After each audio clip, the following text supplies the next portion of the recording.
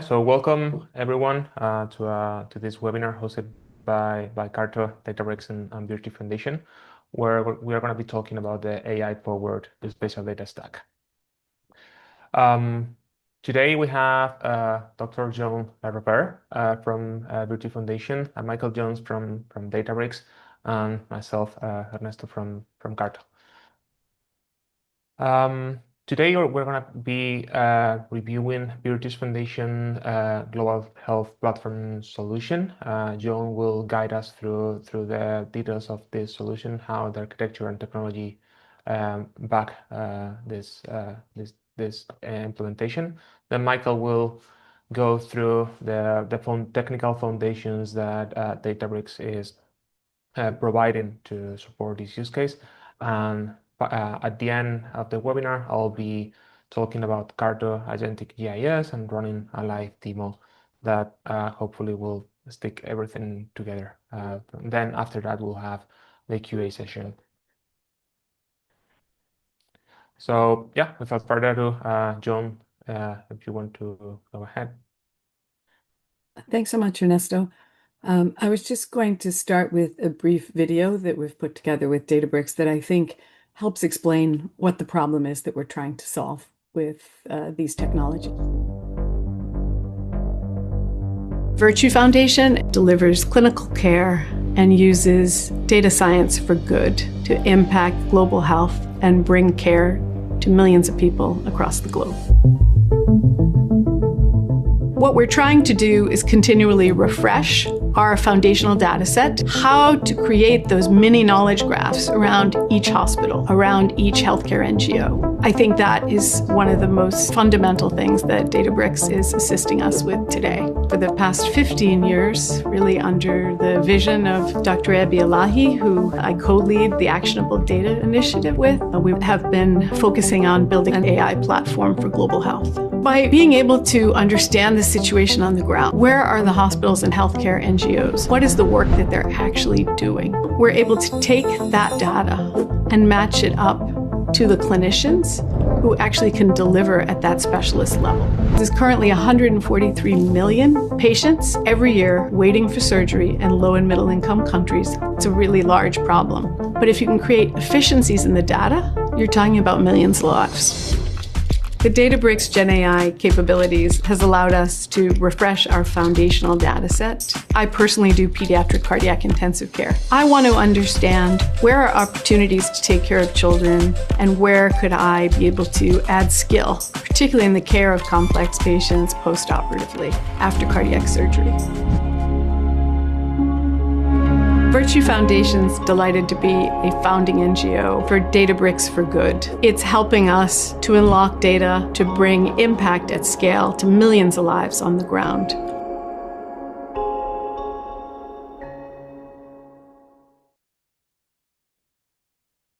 Thanks, Ernesto. So I think that gives you a good idea of the problem that we're trying to solve. I am a clinician in pediatric cardiac intensive care at Boston Children's Hospital, where I'm also the interim chief medical officer. And with my colleague, Dr. Ebi Elahi, who really had the vision for this, we have been on the ground in over 32 countries, some of them longitudinally, over 15 years, for example, in Mongolia and Ghana, delivering medical and surgical care, which you could see from the video. And it was really Dr. Elahi's vision in Burundi in 2008, where he had this understanding that we needed more visibility into granular geospatial data to be able to provide the care and impact that was needed. There were large populations of people with very specific health problems that needed specialist care, and that we can also transfer our knowledge and skills to local providers, which will allow them to deliver even more care at scale. It's a large problem in low and middle income countries. There's over 1 billion people living in multidimensional poverty. There's 2.88 billion disability adjusted life years globally, and 143 million people waiting for surgery in low and middle income countries annually. It's a big problem, and you need to see it at that scale. Our fundamental, I think, illumination was that healthcare philanthropy follows market rules. And at this current state, it's a lemon market. Those that most need the care are least able to make themselves known and visible, and those that can deliver it really aren't sure about precisely where to go. Next slide, Ernesto. And when we look at who are the players on that market, if you think about the stock market, for example, there's day traders, there's long-term investors in our small individual pension funds, there's institutional investors who are buying at scale. They're all purchasing on the same marketplace. And if you think about global health, if you look down in the right quadrant, these short-term medical missions, the type of work that we're delivering on the ground, delivering eye surgery, neurosurgery, for example, by themselves, Dr. Leahy calls it the domain of the small. They're individual interventions that can treat hundreds or thousands of patients at a go. But when you unlock that information across multiple organizations using these data science and knowledge graphs, that scales that domain of the small. It's more organized, it's more targeted, it's more focused. And then when you think about this more high operational risk, slow and capital intensive type of work, your institutional investors per se, your Gates Foundation, the Gavi and the Global Vaccine Alliance, the Global Fund, the WHO, UN, individual governments, they also need access to more granular data to be able to decision upon it. So this is the sort of marketplace of information that's needed by many. Next slide, Ernesto. So how did we start this? As I said, really in 2010, we started in earnest thinking about this problem. And it was in 2013 that we met Javier de la Torre, one of the founders of CARTO, who has helped us think about this problem now for over a decade. And what we started with after multiple iterations in 2020, we built this ML pipeline, and really it was just a classifier. It was very simple in comparison to what we can do today, but it was a step that was novel and different at its time. And we're able to classify across the web what was a nonprofit organization and what was a healthcare facility. And you have to bear in mind that at this juncture, even the WHO did not have a full construct of healthcare facilities across the globe. So we were able to cull that data, and it required a lot of human in the loop, but created the first foundational data set at this scale in 72 low and middle income countries of all the healthcare facilities and healthcare NGOs in those countries as best we could deem it, and published those with Taylor and Francis. Next, Ernesto. But what also became apparent as we were compiling those initial foundational data sets, we did our own early sort of Gen AI work with sort of keyword matching so we could understand which hospitals were working with which NGOs to create that more connected ecosystem, that there was so much more information out there beyond what a human could extract and tagged to a latitude and a longitude so that you could action upon it. And I think the technology has finally caught up with the idea.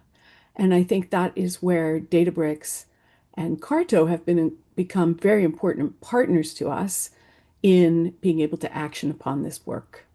So really the vision for this foundational reference data was how do we pull together all that information with Databricks. We have a partnership with Bright Data and the Bright Initiative as well as multiple other data sources that come in to our platform.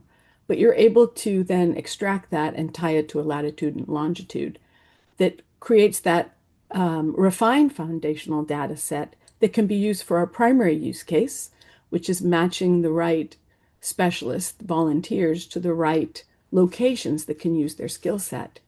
The development opportunities, the things I talked about, where governments, for example, as I said, we've been in Mongolia, we've been in Ghana for quite some time. So work with the health services, the Ministry of Health, the regional and district health offices can action upon this data as well.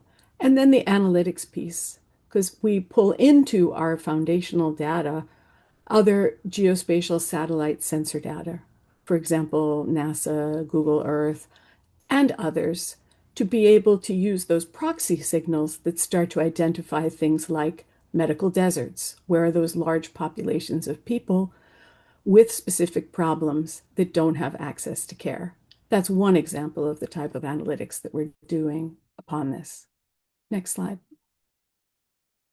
So just to touch upon some of the actual work within the Databricks platform, we can stream in this extracted data, whether it's text data, image data, HTML data, into the bronze layer, clean that, use LLM change to classify pages. Does this belong to a facility? These are all tied to latitude and longitude.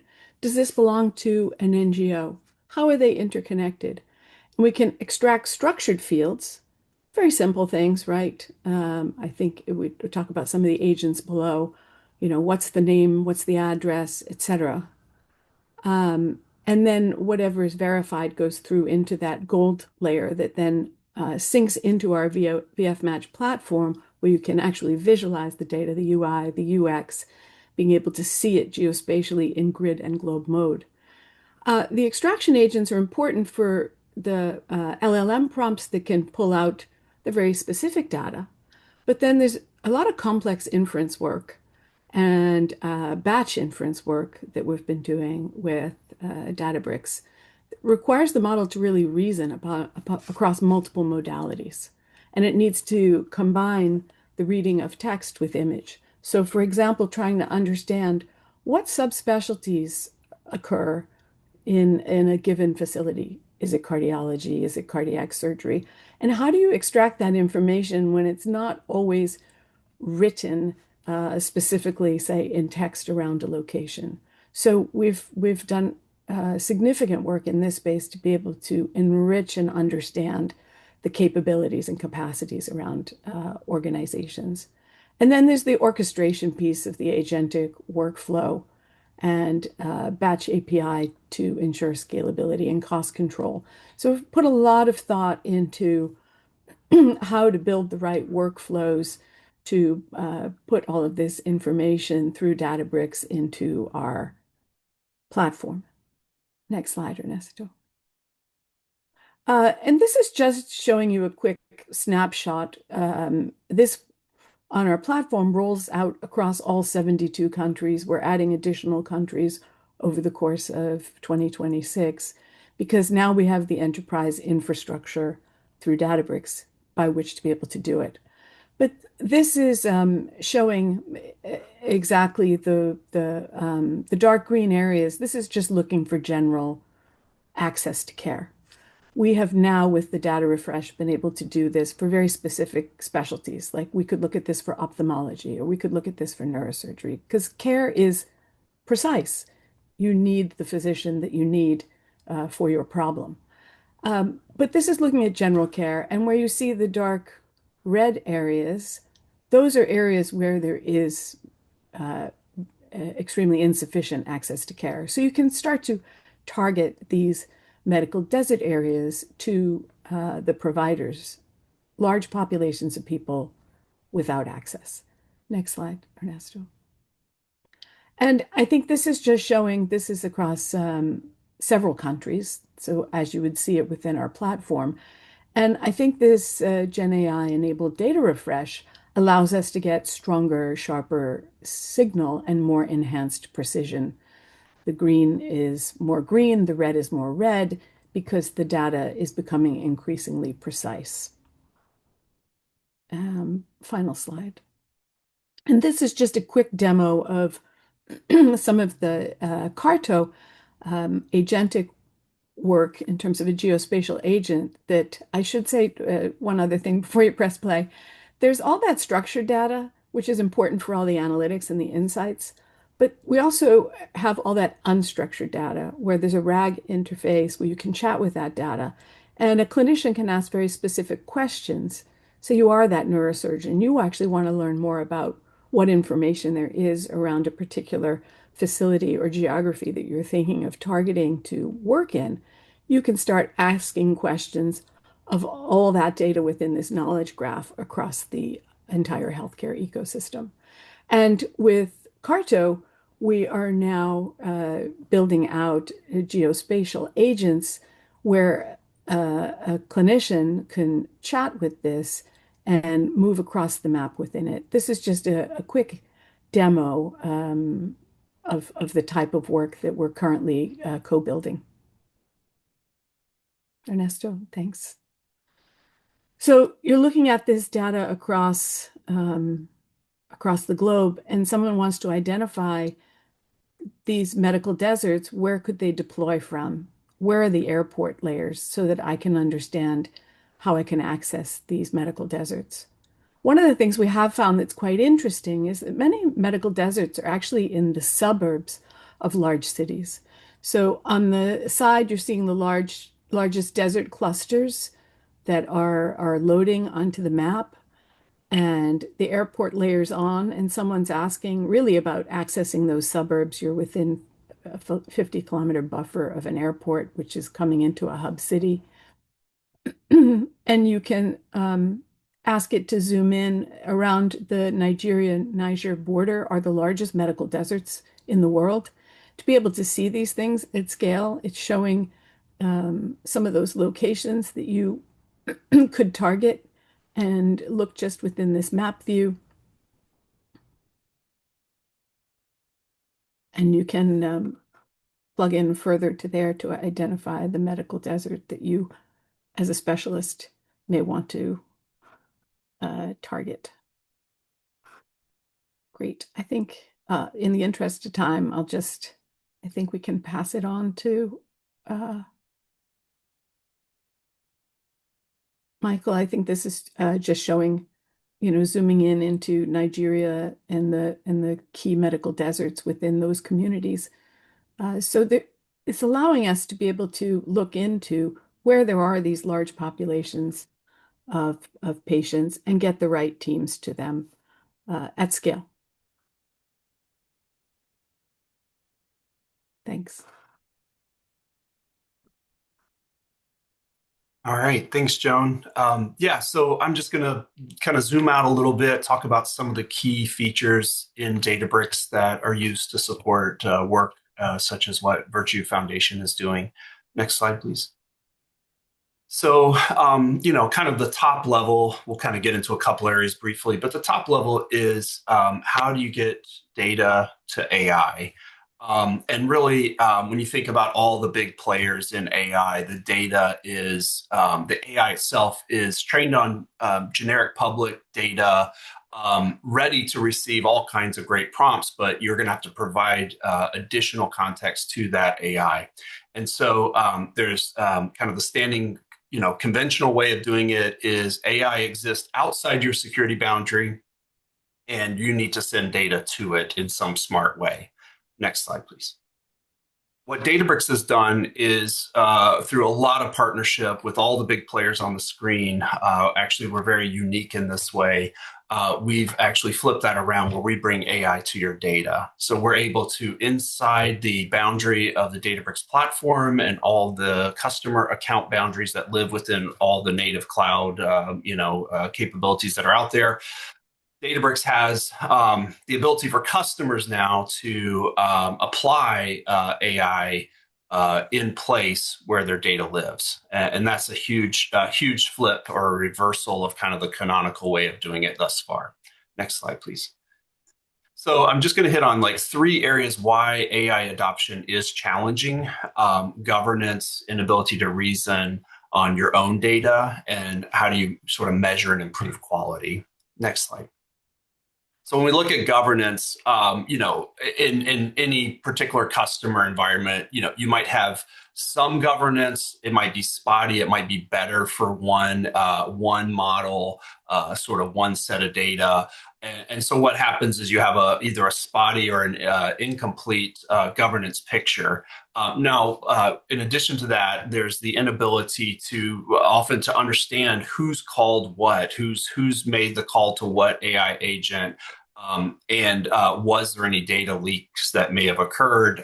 Because if you're not governed, you very well are leaning on people's ability to sort of follow best practices, and that doesn't always happen. Next slide, please. And so reasoning is really, after governance is sort of, okay, we feel like we can send our data. Now we want AI to be able to actually reason in a way that's semantically aware of our organization. Well, AI agents sort of parachuted into your environment without really any contextual embedding. They're gonna guess, right? They're gonna pull the wrong documents or miss kind of key information. They may try the wrong APIs or the wrong tools.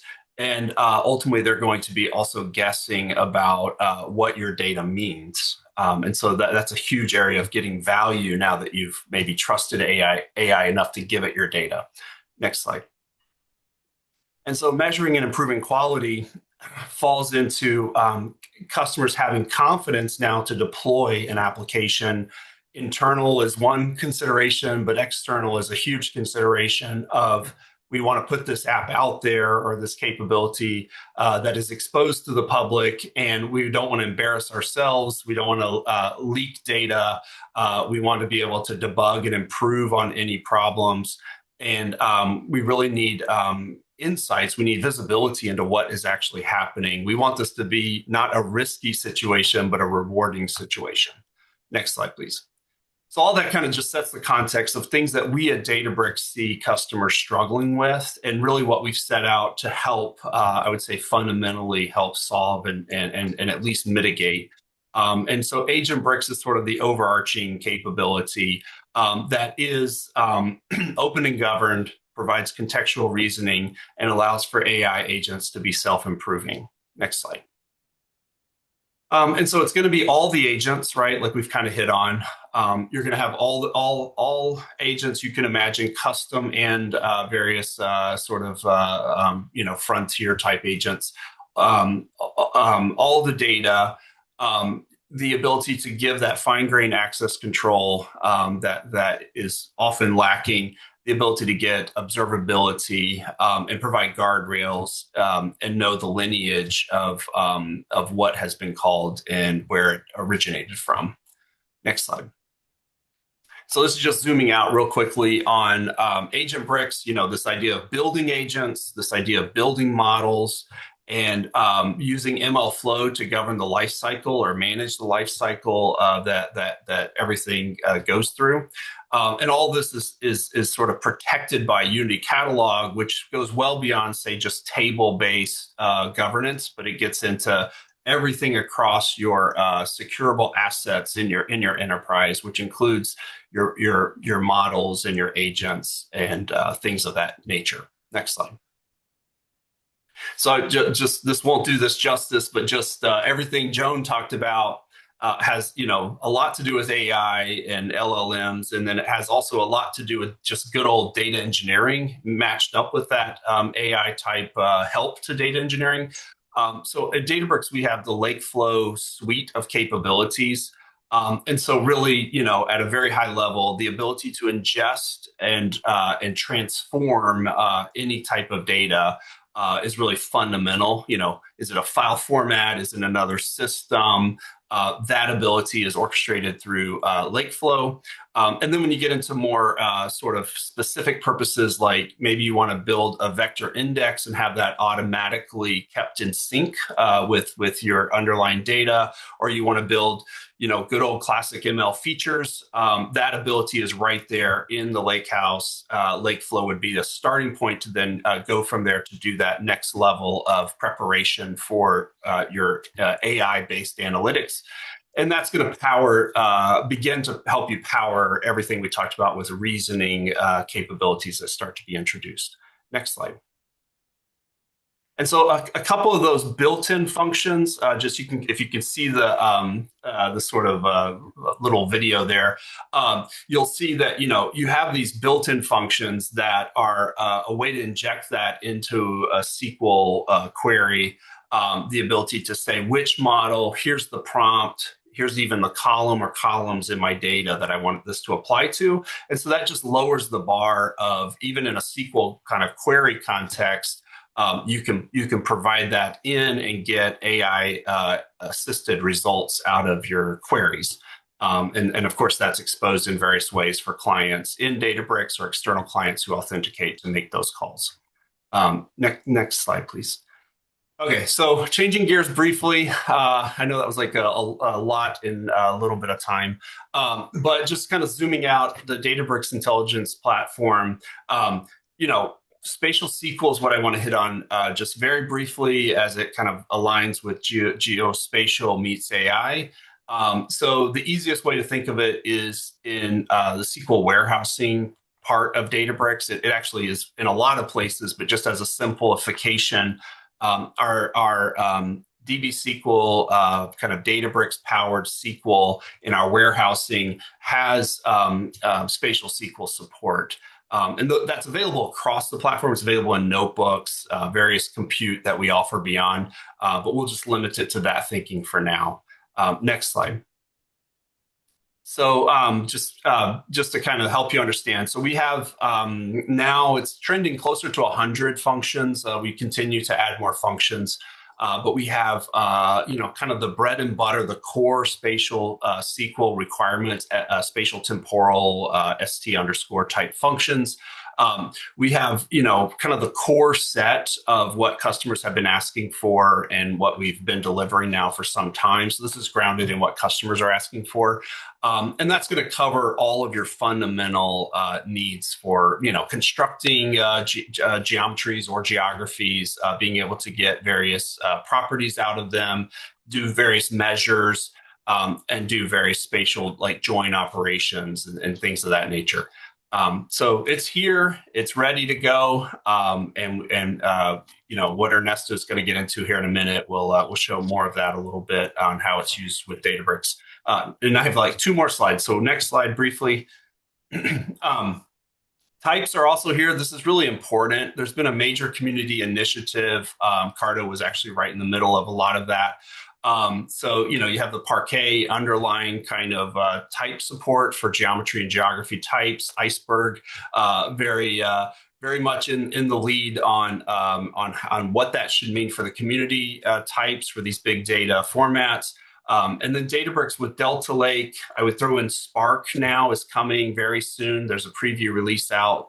And our own native types are all aligned with these community initiatives, such that you shouldn't feel any lock-in with Databricks when it comes to types. Now, we're going to use our native types more powerfully than we can use open types, but that does not at all lock you in. You're able to convert and or use the community types directly in Databricks and expose them however you want to other downstream needs. So I want to hit that just especially there.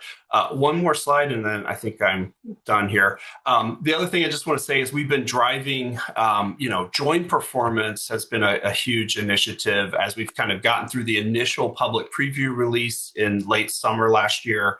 Now we're beginning to, polish up the edges of performance. And so increasingly, kind of that any scale experience is coming into the capability. And so in the Databricks runtime 17.3 and later, you'll see more performance. You could look at this as, anything comparing against ourselves, even historically, or some open source comparatives we've done. But the point is we're improving the performance and continuing to chip away at it. I think that's all I have. I'll pass it over to Ernesto. Thank you, Michael. Thank you, John, for before. So now let me go through how CARTO leverages all the capabilities that Michael has been mentioning, and what is our approach to what we are calling agentic GIS. Well, first I wanted to announce the full support for the new Databricks special functions and data types that Michael was mentioning before. CARTO is now leveraging Databricks SQL warehouses for scalability, convenience, and ease of use and zero maintenance that they bring to the table. We are fully supporting Builder and workflows. We'll go through them in a minute in a live demo. And we do so by supporting the full set of st_ functions that Michael was mentioning, as well as the geometry and geography types, both for visualization in Builder and for analysis from workflows. On top of that, we'll be building more high-level functionality on top of of the native functions that Databricks is providing. That's what we call the analytics toolbox, and it is out now with extended functionality like geocoding, isolines, routing, and much more that is coming in the near roadmap, like more advanced geospatial statistics functions like calculating hotspots, composite scores, and that kind of statistical functionality. And we are also very importantly supporting Databricks model serving. So if you have your LLMs tuned in in Databricks, you can leverage those from CARTO. So CARTO agents will use the LLMs served by Databricks. We'll see that in a minute. Before going to the live demo, I wanted to go very quickly through some introduction slides, so to get everyone on the same page and really get the core of this presentation. So today we're gonna be working a lot with CARTO workflows. CARTO workflows is a drag and drop type of interface that creates SQL analysis that is then pushed down to the SQL warehouse. In this case, Databricks. So it basically turns a bunch of very complex SQL into something that is easily understandable and easily built using a UI. We'll see how this works in the live demo. Another concept that is important that we all have before this demo is MCP. MCP is the Model Context Protocol, which is an open standard that defines how AI agents can interact and connect with external tools, external data sets, and external APIs. So it basically enables AI agents to call external services, fetch data, and all this kind of operations. So it's a standard way of communication between AI models and third-party services. So the MCP protocol enables tools like CARTO workflows to become accessible right from Claude Code, ChatGPT, Gemini, or any other custom agent or any agentic application that you can think of. Well, I'll go very quickly through this one. Once you have defined an analysis with workflows that can compile SQL that is pushed down to the data warehouse, this workflow can be exposed as an MCP tool. MCP tools are abilities that the agent can call in a very specific way, so that the agent decides about input parameters, and then the analysis is executed. CARTO exposes all the MCP tools that can be created through workflows through the CARTO MCP server, so that you can create any number of analysis defined with workflows, expose them as tools, and agents can use these tools from external applications, like I was mentioning before, Claude Code, Gemini, ChatGPT, or whatever. So as I was mentioning, as a final conclusion, you can think of the whole system as CARTO giving you special superpowers through to AI agents. By defining analysis with workflows that are compiled and executed in the data warehouse, leveraging all the native capabilities that platforms like Databricks provide. CARTO can give geospatial abilities, geospatial understanding to generate AI agents. And we'll see how to do this in a moment. Now talking about agents, everyone is talking about agents all the time these days. Just to clarify, AI agents are intelligent assistants powered by a large language model that can interact with data, tools, context, and performs tasks autonomously. So we're probably familiar with agents already. So an AI agent is defined in CARTO. A CARTO AI agent is defined by the description of the use case and some instructions that are part of what we call the context of the agent. So it also has access to a set of tools and capabilities that can be defined by the human that is creating the agent. These tools are defined by workflows, but it can be also simpler tasks that allow the agent to manipulate the map, center the map, zoom in, zoom out, set filters, get the value for filters, and all that kind of operations.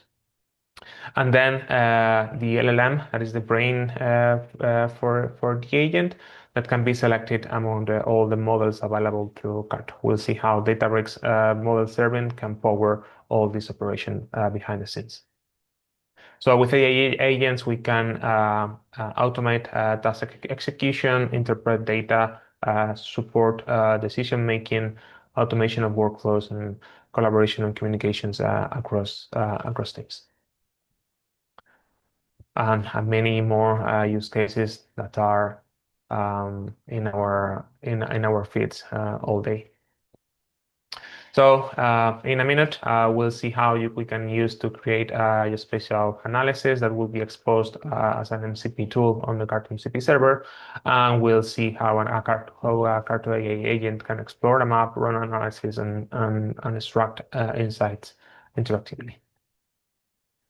So let me introduce you to the CARTO workspace. This is the main interface when you log into the CARTO to your CARTO account. And the first thing we should do if we want to start working with agents and MCP tools is to enable the AI settings. So clicking on setting menu here, CARTO AI, we can see that there are a bunch of providers that we can use. We have Databricks model serving here, and by connecting to your serving endpoints that you can get from your Databricks interface, using, in this case, a personal access token, I can select models from those that are supported or that are enabled in this case, in my Databricks account. I want to enable these three, and you will see that these are the ones that are available for the users when they are creating agents.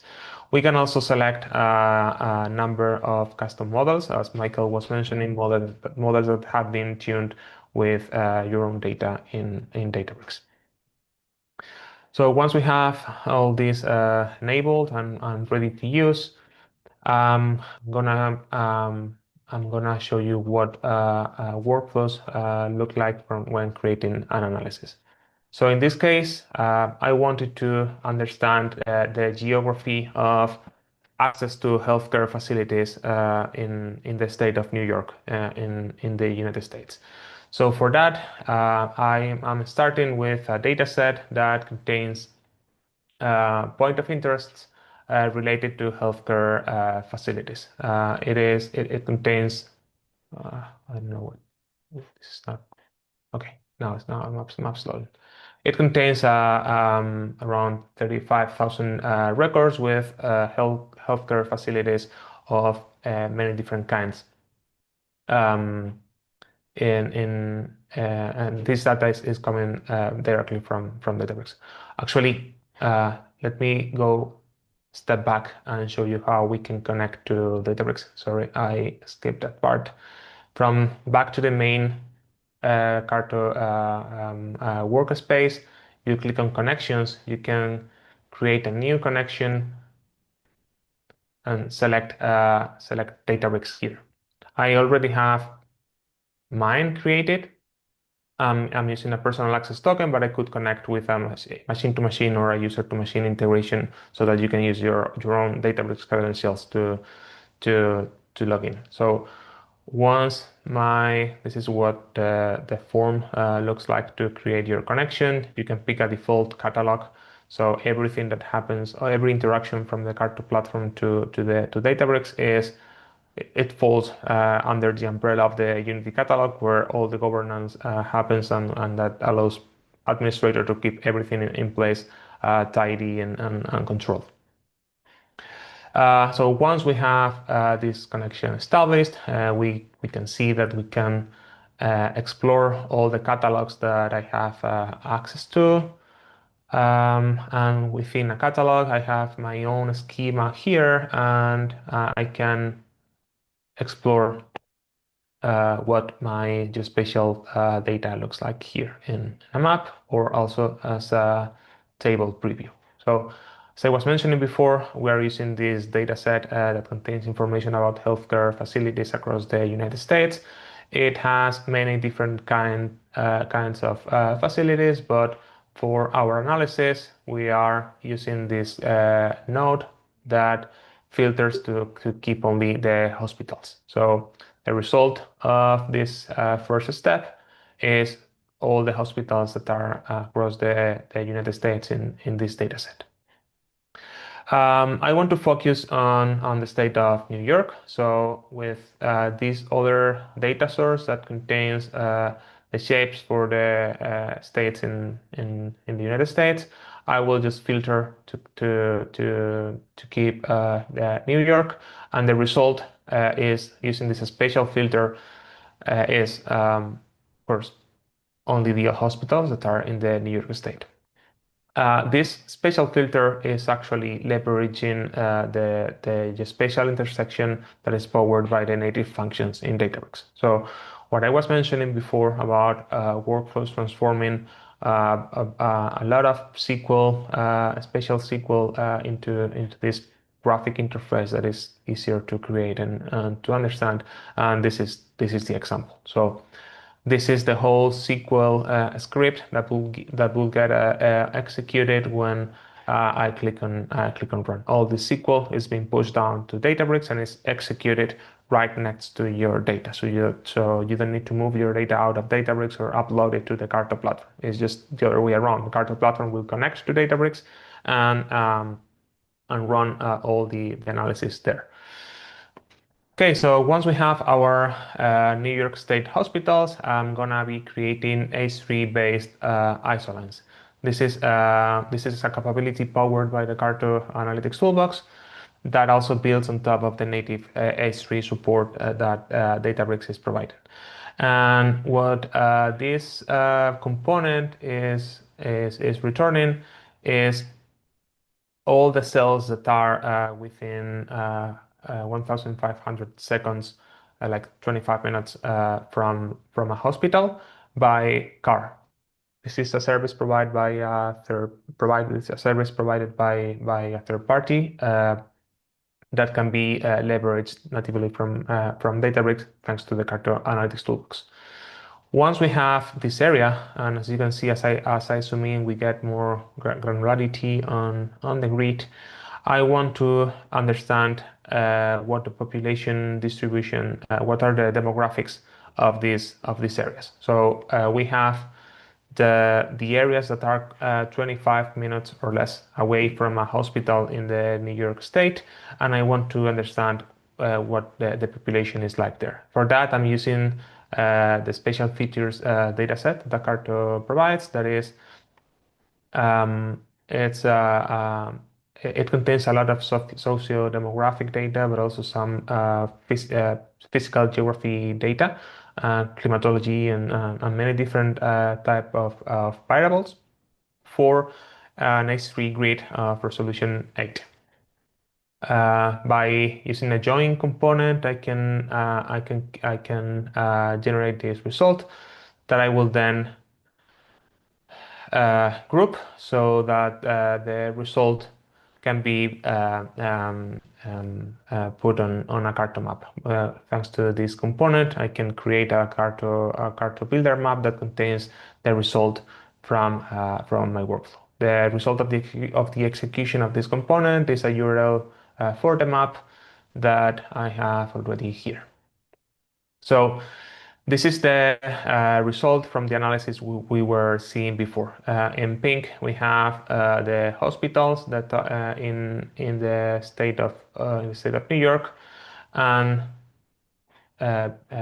below that we have our areas of influence as an S3 grid. The brighter, the lighter the color, the closest or the quickest you can get to the hospital from this region. Okay, let me refresh. I'm not sure why points are not appearing.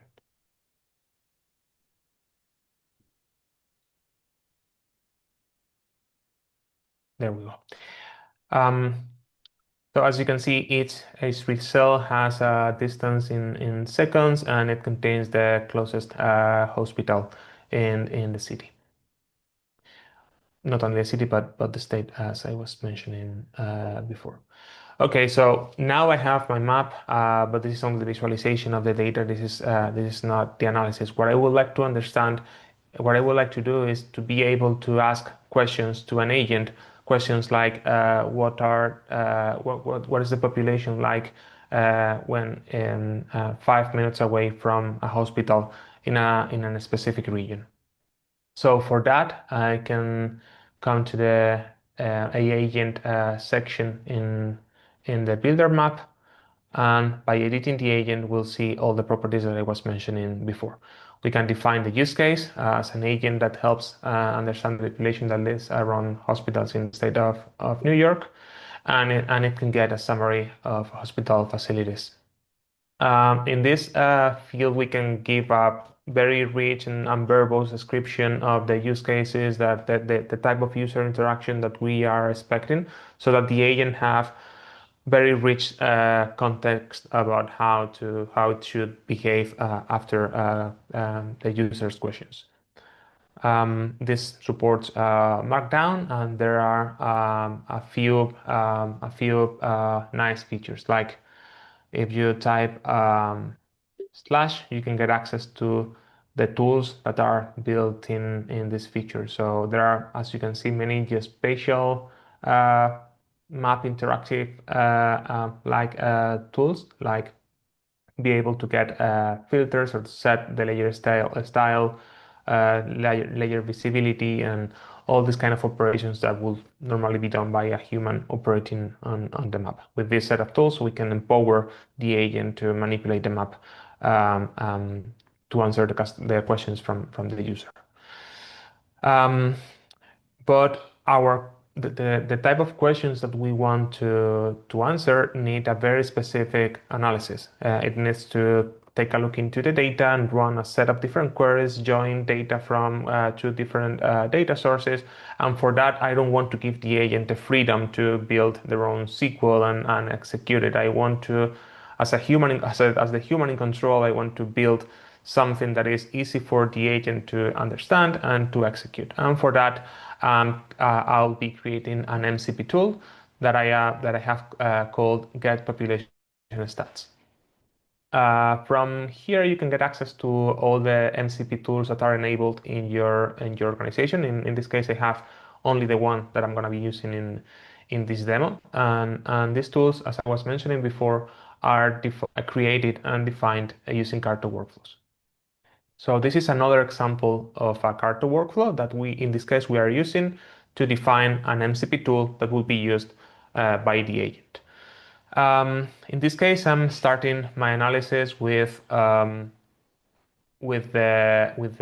data set that contains the whole H3 areas with the distance data, the distance from the hospital data. I'm using a parameter that can be defined in this menu. Here I can create variables that will be used as input parameters for the tools. Getting the centers so that I can especially intersect them with a filter. In this case, the filter I want to use is a variable that I'm calling WKT. It's a WKT description of the viewport of the map. I'll show you in a minute how the agent can get that and handle that to be used as a filter for the analysis. So with my isoline time variable and my WKT variable, I'm filtering the data, grouping it together by the name of the facility, and then using that as the output of the tool.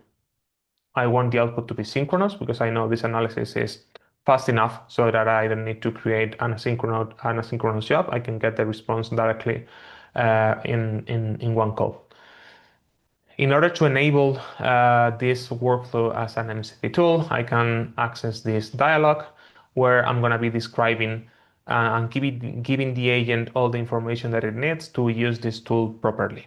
And this is all standard MCP specification, so I need to describe the tool, a high-level description that helps the agent understand how and when this tool should be used.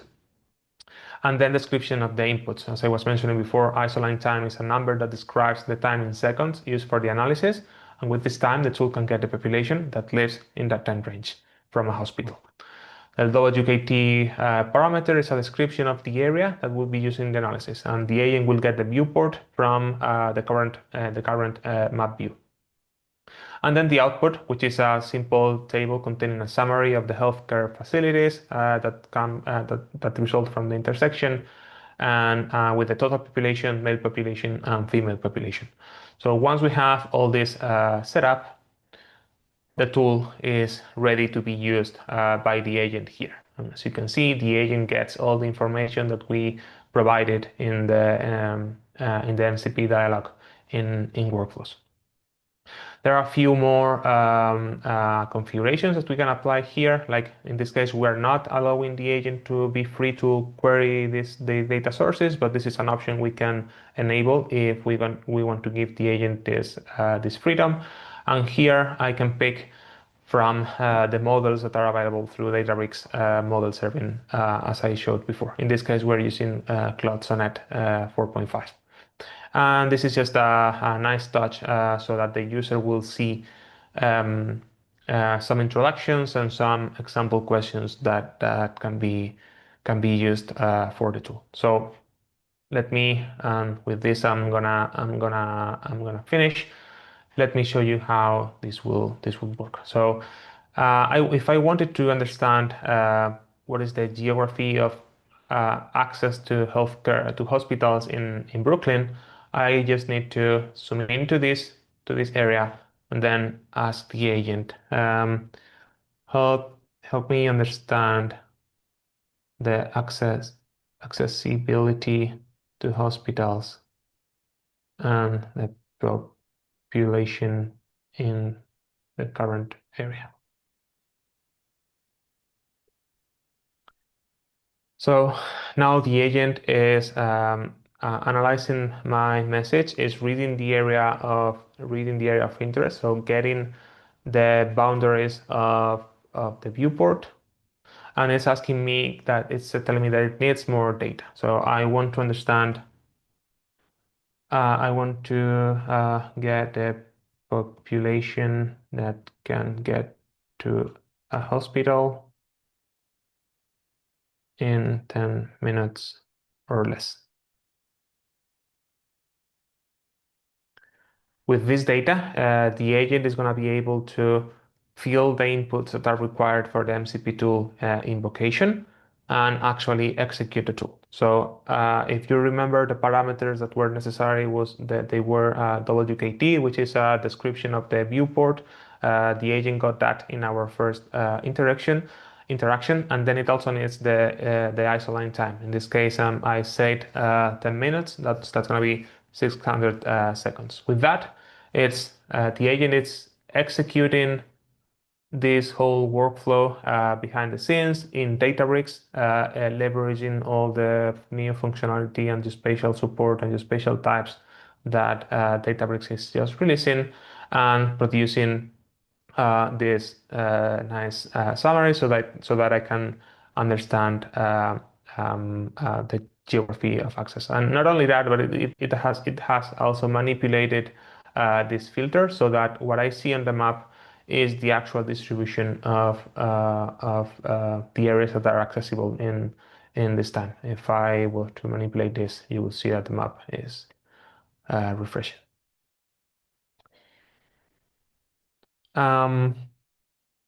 That's it for the live demo. I hope this helped put everything together and to help you understand how CARTO can leverage Databricks functionality to enable this kind of use cases that foundations and agencies like Virtue Foundation are using to deliver their fantastic service. If you are ready to learn more, feel free to access to take a look at the blog post announcement about the CARTO integration with Databricks, and take a look at the State of Spatial Analytics report that was launched yesterday. Actually, it's free to download, and you can find a lot of very interesting insights from geospatial experts and professionals across the world, including Michael Jones here. If you're ready to dive in, you can go ahead and start a 14-day free trial of the CARTO platform, request a demo from the team, start a Databricks free trial, and then connect both as we showed in a couple of minutes before, and start working with this. Okay, now's the time for some Q&A. And I see we have a few here. Okay, the first one says, how does CARTO integrate with Databricks for spatial analytics? This is what we just showed. As you can see, CARTO can connect natively to Databricks and leverage all the native functionality, all the st_new functions, geometry and geography, data types, all under the umbrella of the Unity catalog for security and governance. So hopefully that answers that question. I think the next question is for you, John. It says, I joined a little late, so I may have missed this section. What specific problems did the Virtue Foundation solve using Databricks, CARTO, and AI for Geospatial? And how would this apply for folks working in different industries? In 30 seconds. I think it's really being able to extract the key information that we need and to be able to have it both in a structured and unstructured format, and it's tied to latitude and longitude, so we can do the geospatial analytics.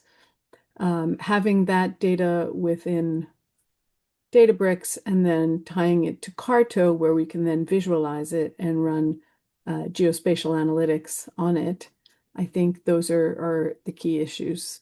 I think it's allowed us to take our data and have it at enterprise grade scale, to be able to continually refresh it, to be able to couple it with LLMs for particularly inference extraction, and then being able to use the geospatial to visualize, run analytics, and then be able to have end users, because our use case is trying to match the clinicians, surgeons to the large populations on the ground who need access to care by specialty. That is our primary use case, and we're able to do that using this functionality. Thank you very much, John. Last question says, so you're using an AI agent to interpret the result of an analysis. How do you control or handling the error the agent can be making, like a misinterpretation or hallucination? Well, this is a very good question, really on the spot, and I think this is the kind of question that is worrying us all when we put an agent in charge of something important like a geospatial analysis here. I believe that the best way to control hallucinations or this kind of behavior from agents is first to give them a very rich and deep context, so they don't need to make guesses about how they should behave. Like the better the context, the better the instructions, the best behavior and result you will get from an agent.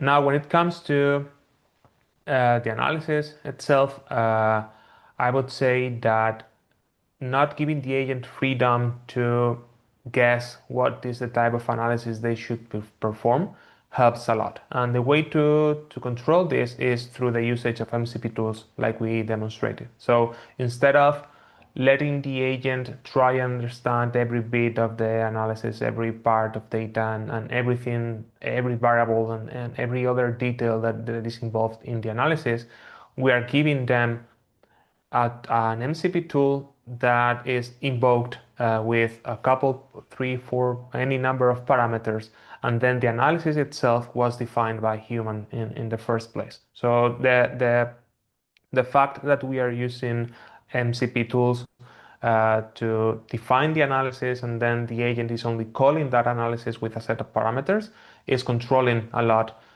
what the agent can do and really working as a guardrail for this kind of hallucination. So in this case, instead of having to understand the whole thing, the agent just needs to decide how to fill the input parameters. And if those parameters, if those inputs are well described, the chances of the agent as hallucinating or doing something bad are really, really minimized.